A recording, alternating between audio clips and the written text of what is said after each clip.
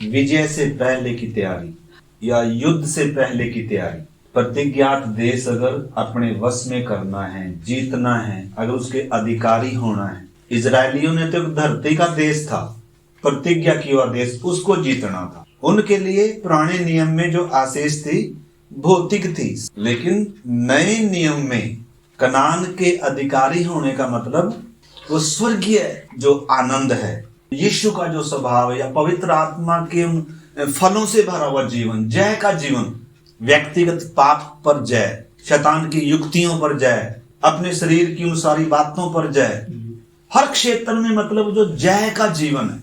हमें अगर देखो ना, छोटा सा अगर कोई कुछ बोल दे तो हमारा सारा ही क्या हो जाता है, मतलब परिस्थितियों के ऊपर हमें जय नहीं।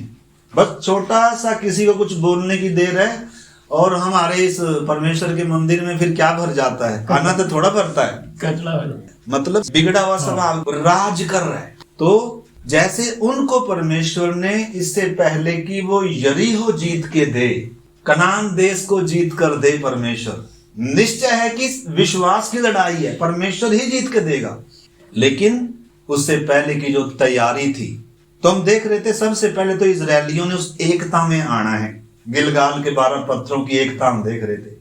दूसरा हम देख रहे थे उन्होंने उस प्रतिज्ञा देश का अगर वारिस होना है, अब्राहम से परमेश्वर ने वाचा बांधी थी कि तेरे वंश का खतना होना है। और अभी तक ये मरुभूमि के सफर में से आए थे, खतना रहित थे। अभी इनका क्या हुआ, खतना हो गया। हमने देखा उनका शरीर का खतना था।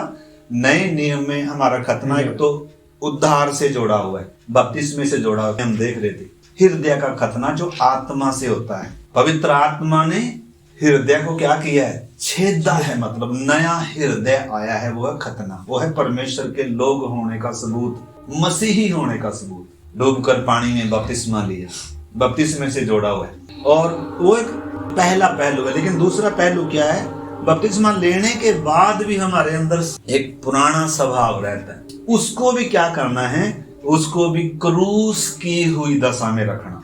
अपने उस पुराने स्वभाव को, क्रोध करने वाले स्वभाव को, माफ ना करने वाले स्वभाव को, मतलब वो जो हमारा मानवीय स्वभाव है, उस स्वभाव को भी क्या करना है, क्रूसित करना। मतलब बिना आज्ञाकारिता के, बिना पवित्रताई के, बिना समर्पण के, मतलब वो जो स्वर्गीय आनंद है।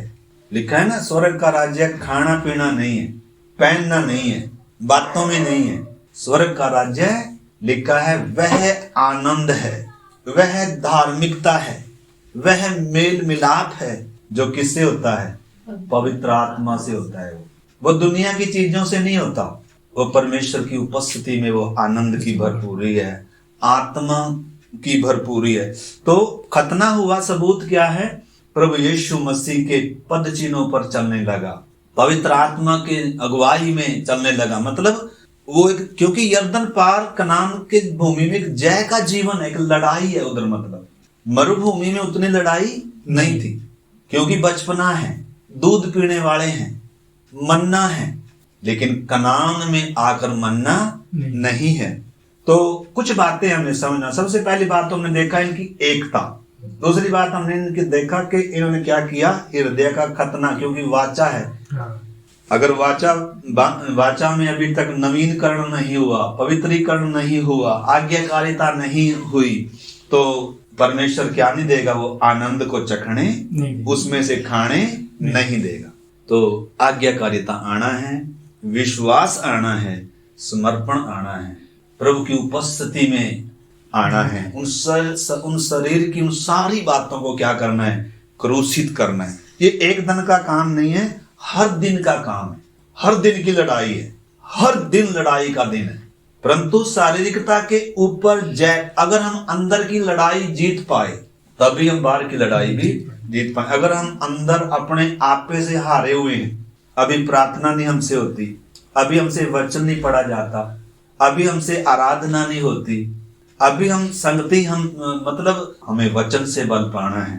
हम देख रहे थे एकता के बाद खतना, और दूसरा क्या है, फसा। तो आइए हम पढ़ लीजिए, युद्ध से पहले या विजय से पहले परमेश्वर कैसे अपने लोगों को तैयार करता है। यहोशू की किताब 5 अध्याय निकाल लीजिए और उसका 10 से 12 तक हम पढ़ेंगे। इसलिए इजरायली गिलगाल में डेरे डाले रहे और उन्होंने यरीहो के पास के अराबा में पूर्णमासी की संध्या के समय फसह माना, और फसह के दूसरे दिन वे उस देश की उपज में से अख़मीरी रोटी और उसी दिन से भुना हुआ दाना भी खाने लगे। और जिस दिन वे उस देश की उपज में से खाने लगे, उसी दिन सवेरे को मन्ना बंद हो गया, और इजरायलियों को आगे फिर कभी मन्ना ना मिला, परंतु उस वर्ष उन्होंने कनान देश की उपज में से खाया। पौलुस परमेश्वर का दास फिलिपियों की पत्री में हमने देखा था, फिलिपियों 3 अध्याय में कह रहा खतना वाले तो हम ही हैं। हम मतलब जो परमेश्वर की आत्मा के द्वारा क्या करते हैं, आराधना करते हैं, जिनका मतलब क्या कुलुसियों में हमने देखा था, मसीह में जिनका खतना हुआ है, हृदय का जिनका खतना हुआ। पौलुस के पास घमंड करने के लिए बहुत कुछ था। अब्राहम के वंश का था, 8वें दिन उसका खतना हुआ था, बिन्यामीन गोत्र का था, बहुत कुछ था। लेकिन वो क्या कहता है, मैं सब बातों को क्या समझता हूँ, कूड़ा समझता हूँ, इनकी कोई वैल्यू नहीं है। अगर नया जन्म नहीं हुआ, अगर उद्धार नहीं हुआ, अगर बपतिस्मा नहीं हुआ, अगर हृदय छिदा नहीं है, अगर वो मतलब नई सृष्टि नहीं बने, पवित्र आत्मा के द्वारा नया नहीं, क्योंकि परमेश्वर ने यहूदियों को पहले कहा था, उन दिनों के बाद मैं क्या करूंगा, तुम्हारे वंश के मनों का खतना करूंगा। और परमेश्वर ने कहा था, मैं तुम्हारे हृदय से पत्थर का हृदय निकाल कर मांस का हृदय दूंगा, मैं तुम्हारे ऊपर शुद्ध जल छिड़कूंगा, मैं तुम्हारे अंदर अपनी आत्मा डालकर तुम्हें ऐसा करूंगा कि तुम मेरे मेरे विधियों को मानोगे और मेरे नियमों का क्या करोगे, पालन करोगे। मैं तुम्हारे अंदर अपनी आत्मा डालूंगा, नया जीवन दूंगा, नया मन दूंगा कर परमेश्वर ने कहा था। तो वो जो पुराने नियम का वो सब बातें थी, वो छाया थी, सिर्फ असली मसीह में आकर सब बातों की पूर्ति हुई। तो इधर हम देखते हैं, इजरायली गिलगाल में डेरे डाले रहे और उन्होंने यरीहो के पास अराबा में पूर्णमासी की संध्या के समय फसह माना, और फसह के दूसरे दिन वे उस देश की उपज में से एक मेरी रोटी और उसी दिन से भुना हुआ दाना भी खाने लगे। और जिस दिन वे उस देश की उपज में से खाने लगे, उसी दिन सवेरे मन्ना बंद हो गया, और इजरायलियों को आगे को फिर कभी मन्ना ना मिला, परंतु उस वर्ष उन्होंने कनान की उपज में से खाया। तो फसा, आपको मालूम है, पहले भी मैंने बताया था, जब ये मिस्र में से निकले थे, मिस्र की गुलामी में से निकले थे, उस समय उन्होंने क्या किया, फसा के द्वारा परमेश्वर ने इनका छुटकारा किया था, जिसमें एक निर्दोष मेमना वध किया गया, उसका लहू उनकी चौखटों पर था, और ये नाश होने से क्या हो गए, बच गए। उतना ही नहीं, उसी मेमने को अगर इनका छुटकारा होना है, अगर इन्होंने बल पाना है, अगर इन्होंने मिस्र छोड़ना है, तो उसी मेमने को इन्होंने क्या किया, भूंज कर एक मेरी रोटी के साथ, कड़वे सागपात के साथ, सिर पैर और आंतड़ियों समेत उस भूंजे हुए मेमने को खाया। मतलब वो छुटकारे को याद करना, परमेश्वर की उस महान काम को याद करना, फसा को मानना। तो हर यहूदी के लिए परमेश्वर का सख्त आदेश था पर्व को मानना, हर साल पर्व को मानना। लेकिन कितने साल से इन्होंने पर्व नहीं माना, 40 साल हो गए, 39 साल हो गए, इन्होंने क्या नहीं माना, फसा। मतलब अपने छुटकारा ही याद नहीं है। पहली बात तो वो वाचा नहीं है, खतना रहित है, कनान के वारिस नहीं हो सकते। दूसरी बात, छुटकारा ही याद नहीं है, परमेश्वर ने हमारे लिए क्या किया है, तो आनंद कहां से आएगा, उस आनंद के, उस स्वर्गीय प्रतिज्ञा के उनके वारिस कैसे होंगे। परमेश्वर से क्या ही नहीं, परमेश्वर याद ही नहीं है, छुटकारा याद ही नहीं है। हमारे लिए नए नियम में क्या है, बपतिस्मा एक बार है, लेकिन प्रभु भोज बार बार क्यों है। प्रभु ने कहा, तुम जब तक मैं ना आऊं मेरी मृत्यु को क्या करते हो, स्मरण करते, मैंने तुम्हारे लिए क्या किया है। जब हम ये भूल जाते हैं ना कि प्रभु ने मेरे लिए क्या किया है, तो हम समर्पण से भी क्या हो जाएंगे, हट जाएंगे। इसलिए प्रभु भोज बार बार है। यहूदी साल में फसा एक बार मानते हैं, और बहुत ही हर तीन त्योहार, तीन पर्व तो ऐसे थे हर यहूदी ने मानने, चाहे दुनिया के किसी भी कोने में रह रहा है, यरूशलेम के मंदिर में आना है। यीशु भी जब बालक था उस समय भी हम देखते हैं, लिखा है यूसुफ और मरियम फसह के पर्व के लिए कहाँ गए? मंदिर। हर बच्चे ने, बड़े ने, बुजुर्ग ने, हर किसी ने जाना है परमेश्वर के सामने उस पर्व को मानना है। आज्ञा थी, आदेश था मतलब। उसी प्रकार बपतिस्मा आज्ञा है परमेश्वर की, बिना बपतिस्मे के स्वर्ग में प्रवेश नहीं करे। प्रभु भोज आज्ञा है परमेश्वर की, हम कई बार बोल चुके हैं, एक बार नहीं, प्रभु भोज बार बार है। और ये कोई रिवाज नहीं है, बल्कि हृदय से, अंदर से जीवन का परिवर्तन है। मतलब ये उस क्रूस को देखते हैं, उसके प्रेम को हम क्या करते हैं। देखो आप पढ़ो, आप पहला कुरिन्थियों 11 का 24 से पढ़ो थोड़ा, पहला कुरिन्थियों 11 का 24 से। यहूदियों ने वो निर्गमन 12 अध्याय की वो सारी घटना, कैसे परमेश्वर ने हमें भारी गुलामी से छुड़ाया। हम दास थे, हम गुलाम थे, हम बेबस थे, हम कितना दुखी थे, हमारे बच्चे मारे जा रहे थे, कोई हमारे ऊपर राज कर रहा था, गुलाम थे हम। कैसे परमेश्वर ने हमें अपनी सामर्थ से छुड़ाया, कैसे परमेश्वर ने हमें उस फसह के द्वारा छुड़ाया, कैसे उसका लहू बहा और हम नाश करने वाला हमारे घर से दूर हो गया, कैसे हमने उसे भूंजे हुए को खाया और कैसे मिस्र छोड़ा, कैसे परमेश्वर ने लाल समुद्र पार कराया, फिरौन को सेना समेत डुबा मारा। वो सारी घटनाएं यहूदी याद करते हैं, आज भी याद करते हैं, आज भी वो फसह मानते हैं। आपने समझना। तो यीशु क्या कह रहा है, देखो पहला कुरिन्थियों 11 का 23 से। क्योंकि यह बात मुझे प्रभु से पहुंची और मैंने तुम्हें भी पहुंचा दी कि प्रभु यीशु ने जिस रात वो पकड़वाया गया, रोटी ली और धन्यवाद करके उसे तोड़ी और कहा, यह मेरी देह है जो तुम्हारे लिए है, मेरे स्मरण के लिए यही किया करो। देखना, प्रभु आज्ञा दे रहा है। यीशु मसीह ने 11 चेलों के साथ पहला फसह मनाया था। फसह के पर्व पर जब सब लोग फसह खा रहे थे तो यीशु मसीह ने उधर एक नया वाचा बांधी, नई वाचा की, जो परमेश्वर ने शुरू से ही कहा था मैं नई वाचा बांधूंगा। तो वो नई वाचा यीशु मसीह कैसे बांध रहा है फसह के दिन, या वो फसह के पर्व पर जब सब चेले उसके साथ वो फसह मना रहे थे। यहूदा फसह की रोटी खाकर चला गया यीशु को पकड़वाने के लिए। देखो ये जो फसह है ना, ये सब के लिए नहीं है, ये उनके लिए है जो वाचा बांधे गए लोग हैं। वाचा बांधने के बाद इधर फसह है, यानी कि बपतिस्मा लिए हुए, नया जन्म पाए हुए के लिए अगला जो कदम है वो प्रभु भोज है। ये हमारी चॉइस नहीं है।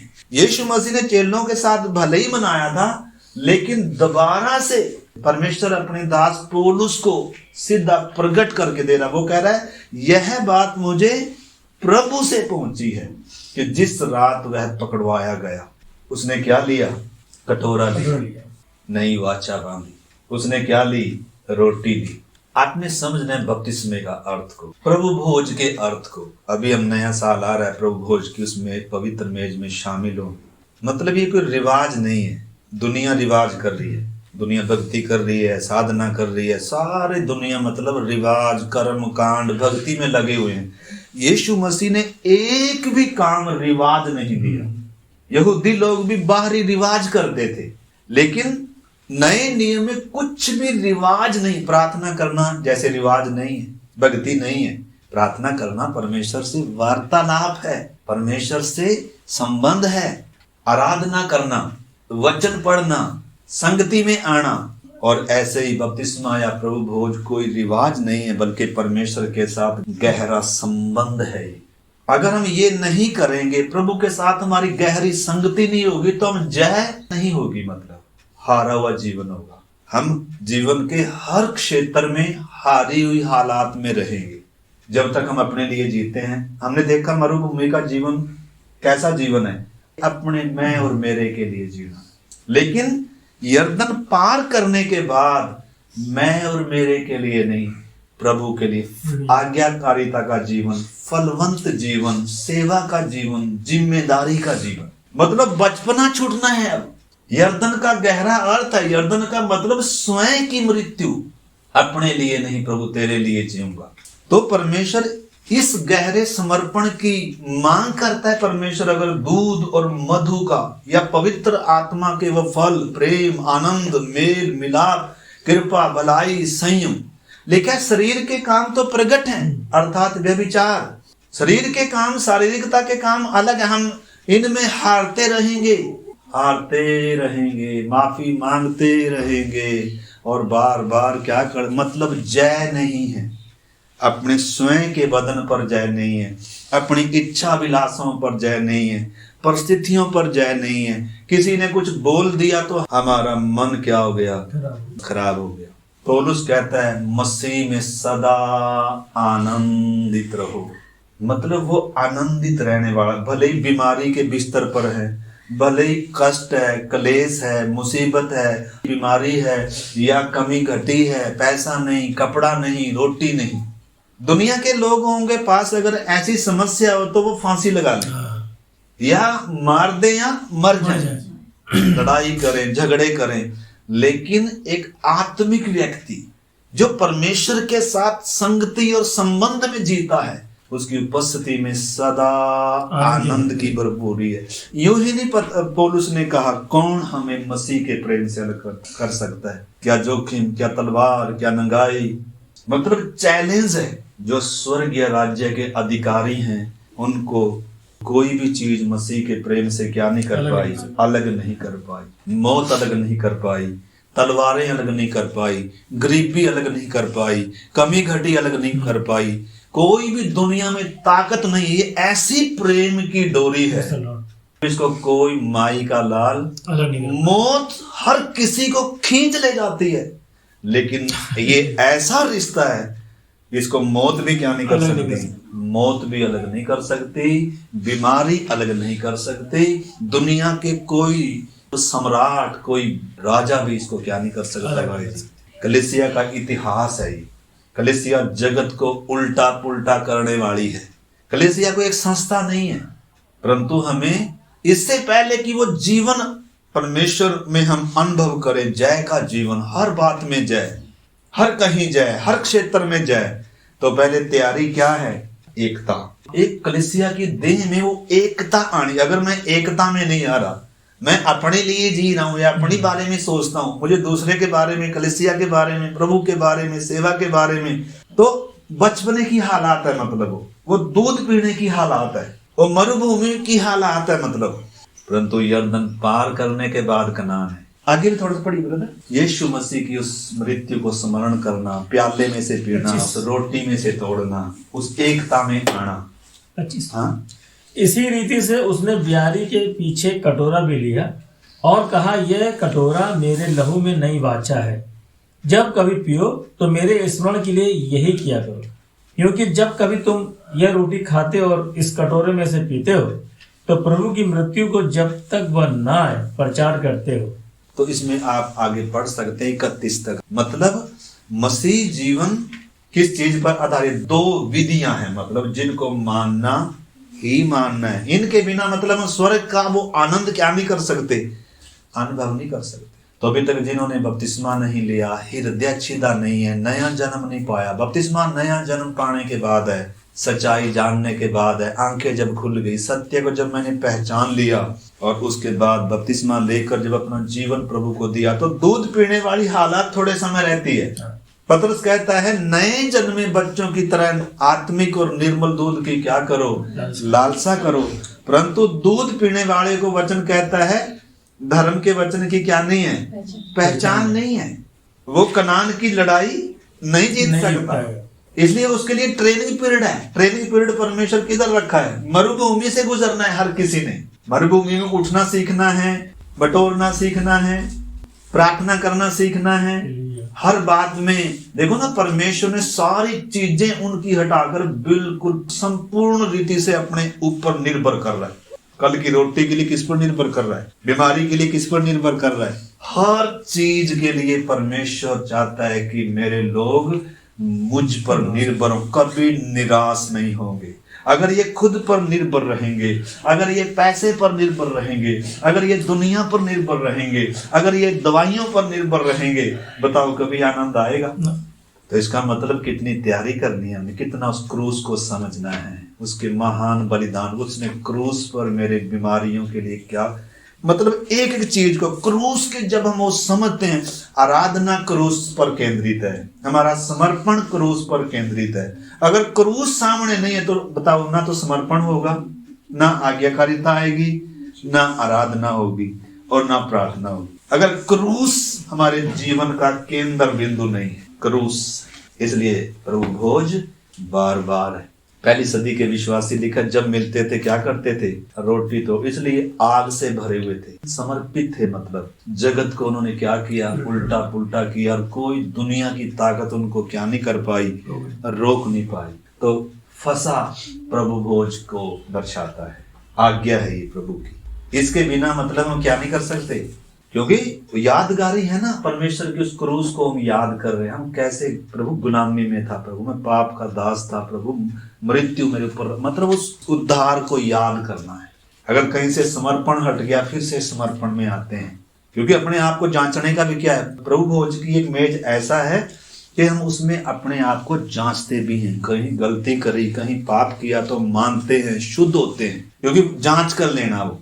तो इन बातों को हमने समझना है, तभी हम कई बार सीखते आए। उनके लिए तो धरती का एक राज्य है जो उन्होंने अधिकारी होना है, लेकिन हमारे लिए परमेश्वर का राज्य है। परमेश्वर का राज्य मैंने कई बार बताया, परमेश्वर का राज्य मात्र देखना नहीं है दूर से, या उसमें प्रवेश करना नहीं है, वो उससे ज्यादा अनुभव है। जैसे यहूदी इजरायली किधर प्रवेश कर गए, कनान की भूमि में, प्रतिज्ञात भूमि में प्रवेश कर लिए, लेकिन अगर उन्होंने जीतना है, वारिस बनना है, तो एक स्टेप फिर अगला स्टेप है, एकता, फिर खतना, फिर प्रभु भोज, या वो फसा को मानना। एक मेरी रोटी, फसा में क्या भी होता है, खमीर को हटाते हैं, एक मेरी रोटी से खाना है, मतलब अपने जीवन में देखते हैं मेरे जीवन में कोई खमीर तो नहीं है। तो जांचने का विषय है, समर्पण का विषय है, क्रूस को याद करने की जगह है। तो क्रूस हमारे हर प्रार्थना में, आराधना में, समर्पण में क्रूस केंद्र बिंदु है। अगर क्रूस हट जाए तो फिर मसीह जीवन का कोई अर्थ ही नहीं, समर्पण से भी हट जाएंगे। इसलिए लिखा है, सिद्ध करने वाले और विश्वास के कर्ता यीशु की ओर ताकते रहें।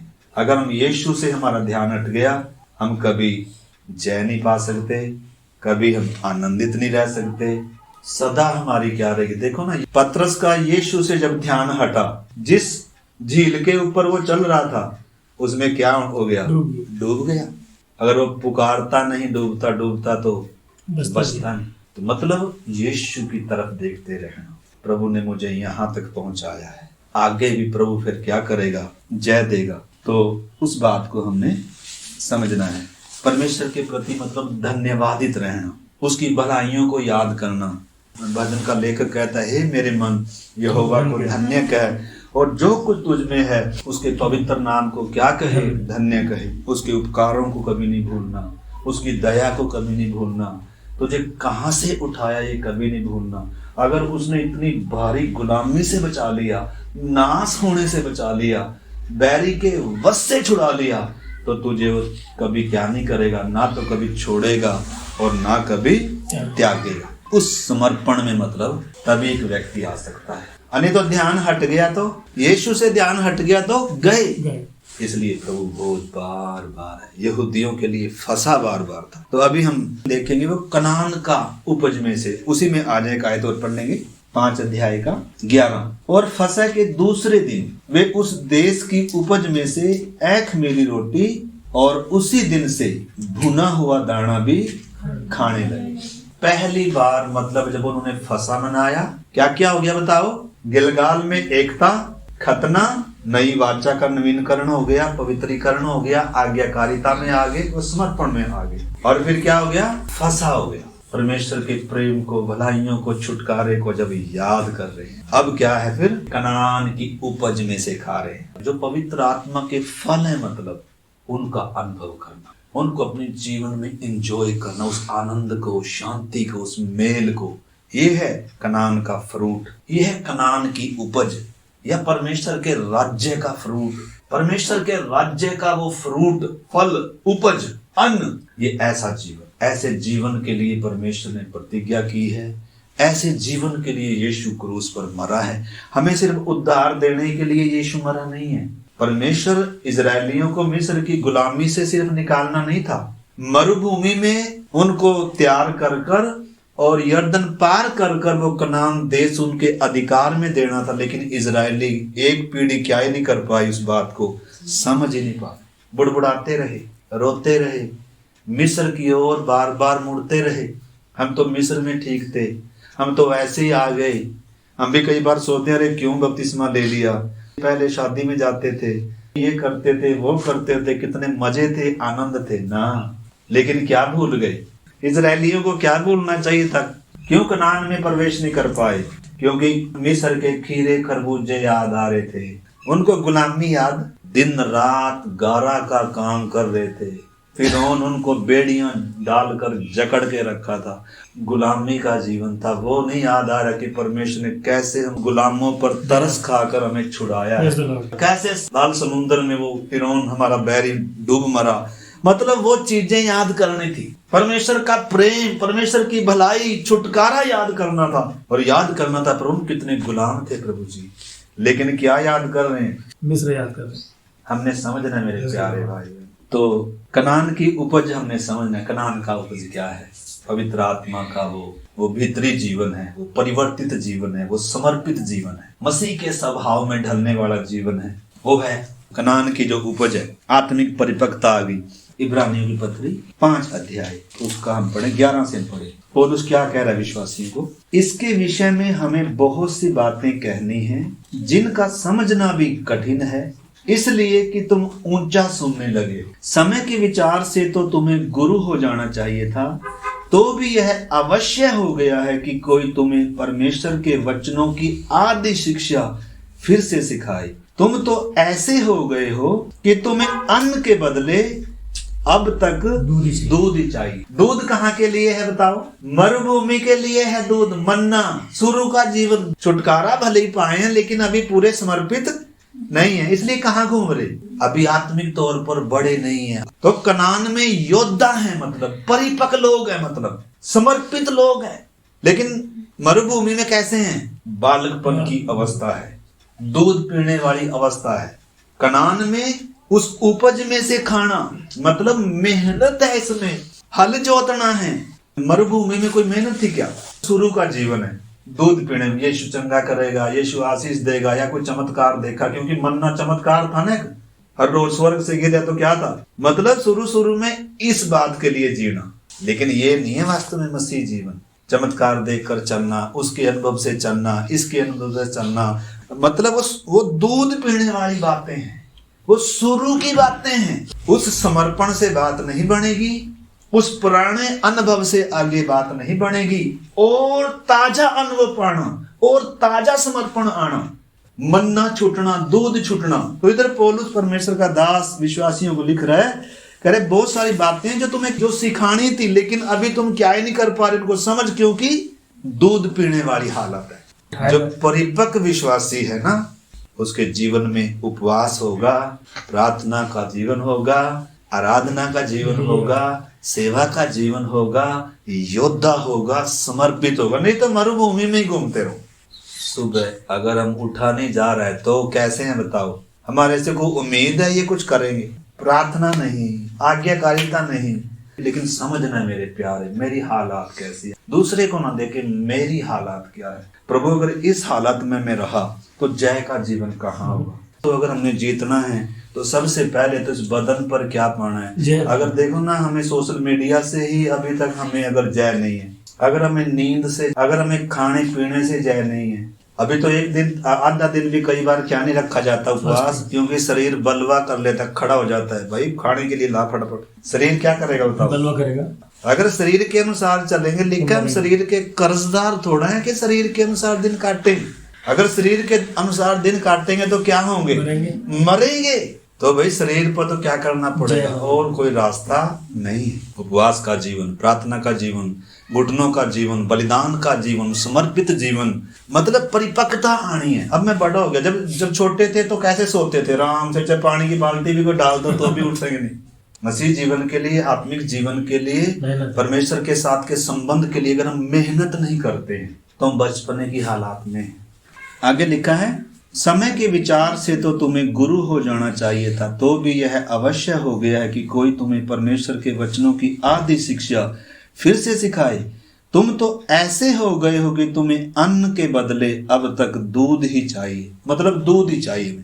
बड़े हो गए लेकिन क्या चाहिए? दूध। आगे लिखा है, क्योंकि दूध पीने वाले बच्चे को तो धर्म के वचन की पहचान नहीं होती, क्योंकि वह बालक है, पर अन्न सयानों के लिए है। मतलब कनान की उपज किसके लिए है? कनान का भोजन किसके लिए है? सयानों के लिए, जिन्होंने यर्दन पार करी है, जिन्होंने खतना किया है, बपतिस्मा लिया सिर्फ नहीं है, प्रभु भोज में शामिल हो रहे हैं, आत्मा में परिपक्व हो रहे हैं। मतलब जो अन्न सयानों के लिए। दूध की उम्र अलग है, अन्न की उम्र अलग है, दोनों में फर्क है। दूध पीने वाले बच्चे से कोई उम्मीद भी नहीं कर सकते ज्यादा, लेकिन अन्न खाने वाले से पिता क्या करता है? डांटता भी है, ताड़ना भी करता है, क्या भी करता है। बच्चों, दूध पीने वालों के साथ भी होती है, लेकिन बड़ों के साथ उम्मीद होती है। पिता की इच्छा जानने लग गया, पिता के साथ हाथ बंटवाने लग गया। घर में लड़की है तो माँ के साथ हाथ बंटवाने लग गई। प्रभु को कैसी दुल्हन चाहिए? सोने वाली। हम अपने घर में कैसा भी बच्चा हो, नलायक से नलायक, उसके लिए भी कैसी दुल्हन चाहेंगे? जो सुबह सुबह उठे, उठते ही सब झाड़ू मारे, सब लोगों को चाय बनाकर पिलाए, और ये करे वो करे ये करे। स्वर्ग कैसी दुल्हन चाहेगा? देखो ना, अब्राहम के बेटे के लिए दुल्हन चाहिए थी, तो एलियाजर ने शर्त रखी, मैं तो बस इससे पानी मांगूंगा, मुझे पानी पिला।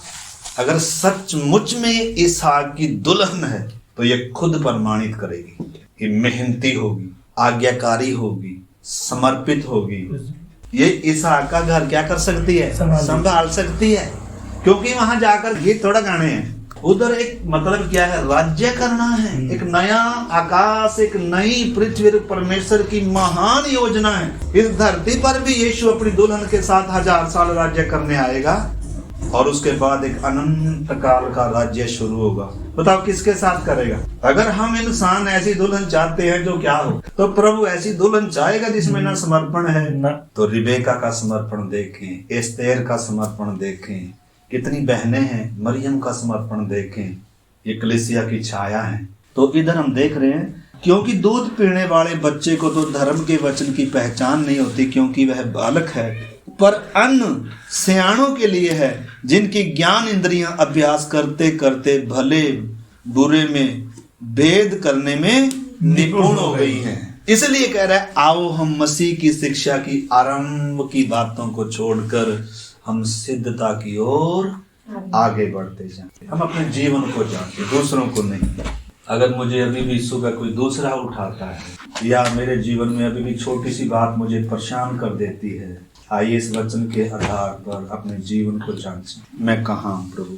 छोटी सी चीज अगर मेरी शांति छीन ले जाती है, छोटी छोटी चीजें मुझे हरा देती हैं, छोटा सा विचार मुझे हरा देता है, मुझे मेरे मन को शुद्ध कर देता है प्रभु जी। प्रभु मुझे पवित्र जीवन चाहिए, मुझे जय का जीवन चाहिए, मुझे आपको प्रसन्न करने वाला जीवन चाहिए प्रभु। जैसा स्वभाव आपका है, मेरा भी वैसा स्वभाव होना है प्रभु। आपके पद चिन्हों पर चलने वाला जीवन मुझे चाहिए। हम सब समर्पण करें। कुरिन्थियों की कलीसिया को, विश्वासियों को पौलुस लिख रहा है, मैंने तुम्हें अन्न के बदले दूध ही पिलाया, क्योंकि तुम अब तक अन्न नहीं खा सकते। अगर अब तक तुम में लड़ाइयां और झगड़े हैं, तो क्या तुम शारीरिक नहीं? समर्पण करें आप। प्रभु आज ही से आत्मिक जीवन के लिए परिश्रम करूंगी, मेहनत करूंगा प्रभु जी। आपके साथ मेरा वो गहरा रिश्ता हो प्रभु जी, क्रूस को देखते हुए। हालेलुया। धन्यवाद देते हैं प्रभु परमेश्वर, आज के दिन के लिए धन्यवाद खुदावन। महान परमेश्वर, आपने अपनी उपस्थिति दी करके धन्यवाद। पिता, हम प्रार्थना करते हैं प्रभु, होने दे हम आपके प्रेम में बढ़े, आपकी उपस्थिति में बढ़े, जय के जीवन में बढ़े प्रभु। आपका सब प्रेम दूसरों से करें प्रभु, आपका सब जीवन जिए, हम में मसीह दिखे। प्रार्थना करते हैं आज के वचन को प्रभु अपने हृदय में संजो कर रखने के लिए हमें मदद करें, और आपको जानने के लिए, आपकी समझ में पढ़ने के लिए प्रभु, सयाना होने के लिए भी सहायता करें। एक को प्रभु आशा दे, उस उत्तम देश के लिए प्रभु जी तैयार करें, आपके आगमन के लिए तैयार करें। प्रार्थना विनती मसीह यीशु के नाम से मांगते हैं।